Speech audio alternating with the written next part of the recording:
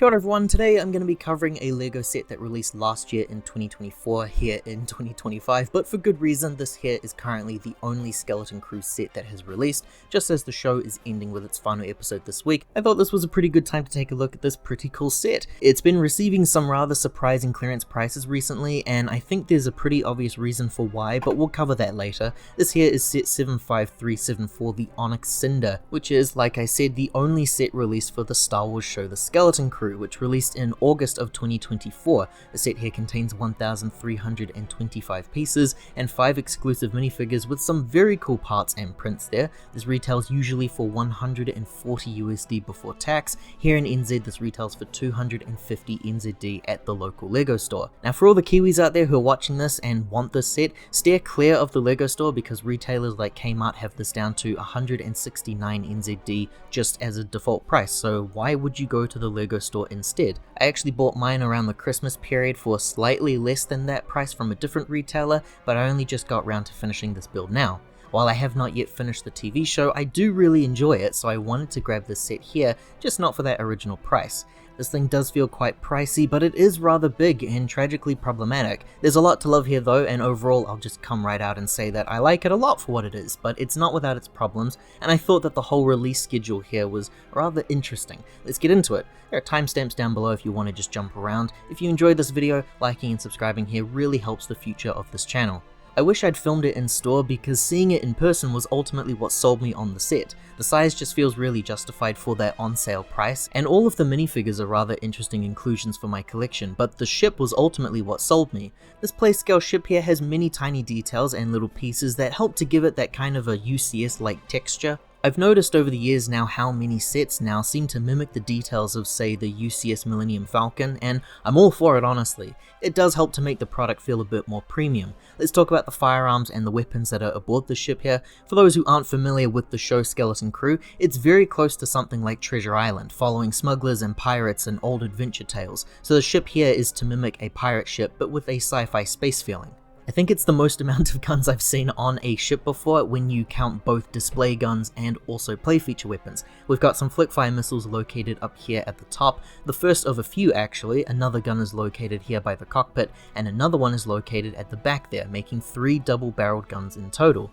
The one on the side of the ship there stays stationary, while the others are able to spin around, and I assume we all know how flick-fire missiles work now. It's still using the really cool element that was introduced all those years ago with the Batman line of sets. We then enter display model guns territory, and right here we've got these turrets. This is where the scale is off. Like many big scaled LEGO Star Wars ships, the outside isn't necessarily scaled with your minifigures. In the show, Wim and Fern are in these turrets firing at the enemies, but they obviously won't be able to fit in these builds here. This design scale is more prominently shown off once we get to the microscopic cockpit later. The front nose of the ship there also features some cool interactables. We've got some rotating parts there with movement, but more importantly we've got a claw machine there which moves up and down and can open and clamp shut too.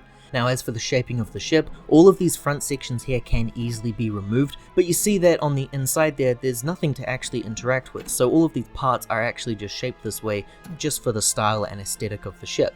I always like showing off some of the build methods they are used for making these sets, and in the case of this one, I was really surprised to see how much of this build felt like it was built with interactions in mind, including things like an easily removable roof piece there, but actually, it is just purely for aesthetic. Everything that works with the figures is located at the back of the ship. You've likely noticed that switch up top there, which sometimes, depending on the type of set, is a handle for easy movement or for your display options. Here it's a switch, and moving it forward and backwards moves those engines and forms either the landing and taking off mode or the flight mode. This here felt like classic LEGO Star Wars to me, with these moving segments that are responsive to your actions, but it also means that in this modern era of builds, it's got some technical designs to it that you need to be mindful of when you're building. I did personally make a couple of mistakes sometimes, and I had to go back a couple of pages to fix it. Nothing too bad though. It looks very cool and it works very well. I like the look of the engines at the back there more so than the ones on the front, just because there's more to look at here with the back section and those wings. I'll show off the cockpit now, which from reference materials that we have, this thing is tiny. They all hang out in here in the show, and we can tell just by looking at it that this definitely will not be fitting all of our characters. If you wanted to see a properly scaled cockpit though, we would be paying a lot more for a much larger ship. The top roof section opens up like a doorway, and inside we have one chair and some computer segments. So only one minifigure can fit in the cockpit, all of your other figures can fit in the main body of the ship instead.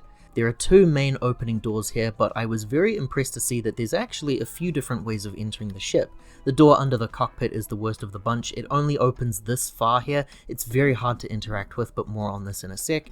The other side though features not one but two opening doors, so you get a much wider entrance there, and that lower door actually opens up properly too, which really helps out with your display. We then have two doors also located on each end of the ship, one here which I think is the actual entrance door, and then a cargo door at the back which has some cargo already loaded onto it. The cargo door is also two hinge pieces, so opening that feels very satisfying. And before I forget, the cargo located at the back there features some cookies inside, and that fruit from Rebels which has popped up in a few different sets now. It looks like Wampa fruit, but it's actually Mylurun fruit. And like I said, a few different ways of entering the interior design of the ship, which is pretty cool to see. I genuinely don't see this kind of treatment all too often nowadays with Star Wars ships. Usually it's just one or two entrance ways, so it's cool to see how much light can access the ship here. Inside is a little bit of a letdown though. It's fine ultimately, but there's not a whole lot happening in here, and there certainly isn't a whole lot of room. We've got some seating arrangements here, as you can see there, with a kitchen at the back there. There's a pot and some form of an elixir. One of the very first things that Jod does when he boards the ship is make some food for everyone, so it makes sense to include this here. The set also has extra accessories lying around, like a telescope down there. The other side contains a walkie-talkie up top and a bed in that back section. It's very tricky to access this, so the idea is you push the bed out by using this entrance here, then you can place whatever figure you want on the bed and slide them back into the ship. This is definitely where kids' hands are gonna be fine, because my adult hands just do not fit in such a small space. I've been trying to get the figures in here, and it's actually been somewhat of a nightmare for me. It's been very tricky just to try and get one of them in here, let alone the four of them. I've seen comments online about this, and many seem to agree. This was definitely the most challenging segment here, and not one made for adults in mind. It's harder too when figures like Neel can't actually bend, so they remain standing tall and hitting everything on the way in. Now the ideal solution here is to then remove the roof, which they usually do for sets like this, but of course here, you can't, and that's why I was so surprised to see that front segment from earlier. You can't remove the roof to enter the interior space here, because that affects the play feature of the engines moving. The Technic bars that connect all those pieces together run right through this chunky segment. It's also off kilter to the side just a little bit, so that the door is wide enough to open on this side only. I wonder how many would have rathered the opening door or the moving engines feature. The last thing to quickly go over is that back door piece, which doesn't really open all the way. The set does advertise this section here as being intentionally left empty, because you are able to insert each of the kids' flashlights here for extra storage if you would like to.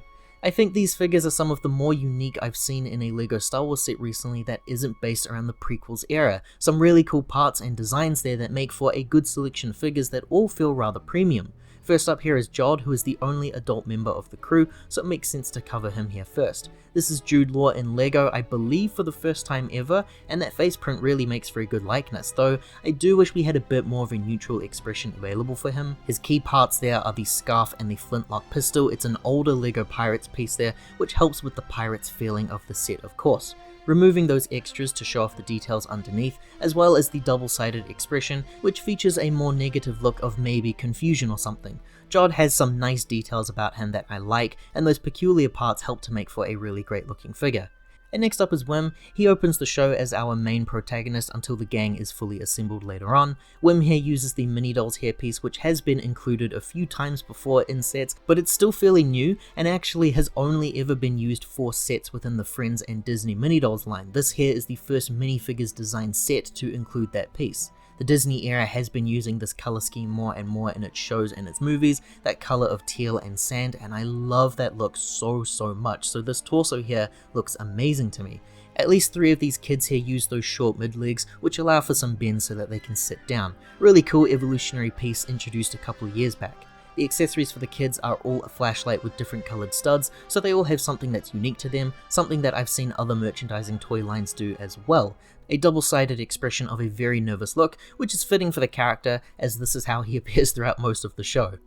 Fern is unfortunately the least interesting of the set for me, which is a real shame because I think she's actually my favorite in the show. She's the most personally relatable character for me. The print of the torso looks really great, and I forgot to mention, but as someone who makes purist customs of minifigures, the little legs in these colors are really useful for someone like me, and she has a different set to Wim from earlier. She also features a double-sided expression of a scared, worried look, which does fit with her, but in the show she does appear more stern and frequently annoyed at every given situation compared to the other kids, so a more controlled look would have been appreciated for me. It's disappointing because she does use the same headpiece as Pam Beesly from The Office, a headpiece that has been used on quite a few adult minifigures actually. It's the only one that's also not exclusive to the set, so it's a shame and it's a little distracting for me personally. I'm also someone that's really tired of that hairpiece. It's a pretty outdated piece and also not accurate to how Fern appears in the show. Other toy lines will have to make new molds for their actor likenesses all the time. It's a little frustrating to me that LEGO won't make accurate looking figures, but then they'll still charge the expensive prices claiming quality and premium based products. This is going to be something that I change myself, but it shouldn't really be on me to do that. Next up here is KB, one of the most unique figures of the bunch, a very impressive minifigure here. That grey jumpsuit fits the style from the show, though it's not really something that appeals to me. That's by no means a LEGO issue, they've adapted her quite well. It's the face print and hairpiece that are what jump out at me, and I love the design that's going on here. The hairpiece I believe is new, at least it might be in this color. It resembles something like what Mirage has from The Incredibles. It's very unique to see. A double-sided face print of her without her special visor. As I was watching the show, I was wondering if they would do this for her in the set, and it's very cool to see that they've included that. But the hair does cover the remaining printing, so I'll remove that now, just to quickly show you the key details underneath. She also features a different flesh tone compared to some of the others, which makes 3 unique flesh tones for this set. 4 if you're including Neel. If I could be picky, I'd say that I do wish the visor was molded onto the hairpiece, just because that's how it appears in the show. It's something that I wish we could see for Cyclops from X-Men as well. The visors I don't think should be printed on heads the same way that glasses are, but in saying that, it would limit the use of the hairpiece if there was a visor attached to it, so I am thankful for that at least. And then lastly, we have what I believe to be the crowd favorite figure here. This is Neel. This character and minifigure are just excellent. I love that new headpiece for Neel, which even carries over the hairdo that he has on the show. A very key detail difference between him and the Max Rebo figure from the Jabba Sail Barge set. He's actually a lot more detailed compared to Max Rebo, both in show and here in minifig form, because his eyes appear to have pupils. Neel, like I mentioned earlier, features the regular small legs, so he's not able to bend and sit down or anything. He remains as is, but he's a very cool figure to have for the set. The box of the set is the big massive $250 type set. This used to be our biggest standard, but now we've got $330 price sets. The growth of LEGO prices is very damaging for its consumers. We have here an image of the ship at the front, as well as all the figures down below, and off to the side we've got a small display with them as the box art. The back of the box here shows us the set in display and play mode, while highlighting some key features like the moving engines up here at the top by simply pressing that switch. We also see the cockpit there, and the cannons being fired as well. And then the last feature being shown off is the flashlight storage, and then all the figures are seated here in the room, which is the only way you're going to get any indication of how that's done, because my hands just cannot handle this. We end with a big display image of the ship, plus all the figures and some accessories all laid out. The instruction booklet is the massive kind, which came inside its own carded folder, standard minimal printing on the inside with no theming, which has been standard for years now. The back of the manual shows the set all built up, and we have an advertisement for the anniversary celebrations, followed by the inventory, and that wraps us up here. So overall, a few minor issues from me, so long as you ignore the original $250 price point and honor the $150 that I managed to get it for, but everyone here in NZ should easily be able to get this for $170 at most, like I showed earlier. Never ever pay full price for your LEGO set. The moving engines is a really cool classic type of feature that you only see from past LEGO sets at the cost of having an easy to access interior space. I'm still personally undecided on which one I would have preferred to see here.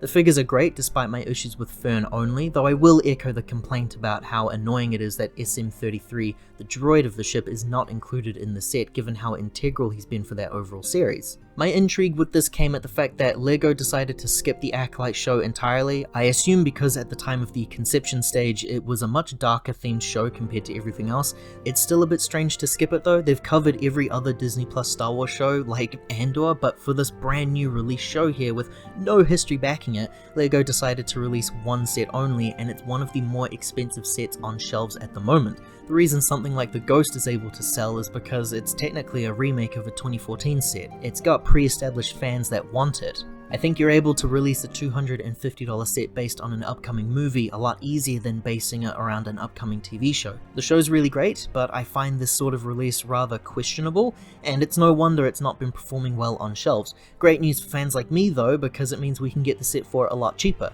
I would recommend this at the standard sale price despite the issues that I have with this. I probably wouldn't pay $250 for it though, and well, I didn't, did I? If you enjoyed this look at a LEGO Star Wars release set, liking this video here and subscribing to the channel does help to support more videos like this one in the future. Thanks for watching everyone, ka kite anō, take care, see you all next time.